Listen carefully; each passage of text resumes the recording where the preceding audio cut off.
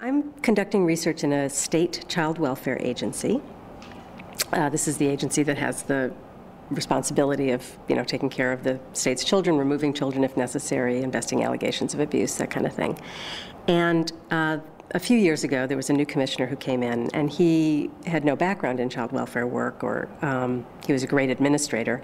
And he was struck immediately by the incredibly difficult job that these social workers have to do every day, enormously stressful. A right or wrong decision could have terrible consequences, potentially. So he wondered whether it would make more sense to have teams of social workers working with families instead of individual social workers. And he thought for a couple of reasons. First of all, there'd be more brains in thinking about the family. These are very complex problems and issues. And also there would be more emotional support for the workers themselves. And the combination of those two things might end up with better outcomes for the families involved. So a few years ago, the agency began a pilot project. They had 7 teams of social workers around the state think about working together in a new and different way. And I started gathering data on these teams just as they began their work together, and I observed them for about 2.5 years.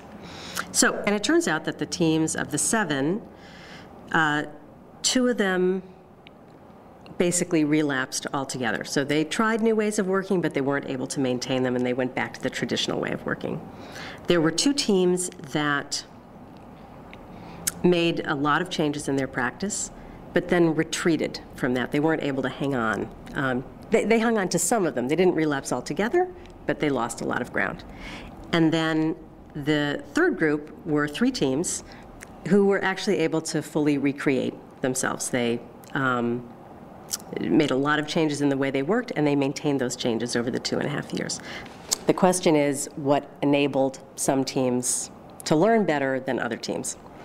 And we had hypotheses that certain team characteristics would enable learning, and we also wanted to look at certain individual characteristics of the team members to see if that made a difference. So what we found was that the team characteristics really trumped the individual characteristics. So they turned out to be much more important. So what matters? A clear direction. If the teams had a very clear purpose, a very clear mission, that enabled them to learn better together. Interestingly, if the teams had a clear sense of their membership, if there was a clear boundary around the team and they knew who was in the team and who was outside the team, that enabled them to learn better.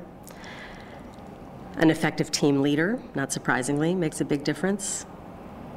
The support from their superiors, so the team's direct superior, their boss, their immediate boss, and also the director of the area office. If the teams felt that those people were really on their side and were doing what they could to support the team and enable them to get their work done, that seemed to make a big difference. And then the last team characteristic that really seems to matter is the team's capacity for reflection. And one of the hallmarks of Wagner is a focus on reflective practice. And that was certainly borne out in these teams. So the extent to which the teams could surface embedded assumptions about how they normally work and really try to rethink those, the capacity for team members to say, I think maybe I made a mistake here, maybe I made a mistake in judgment, just to make themselves vulnerable. Those kinds of things seem to make a difference in the team's capacity to learn.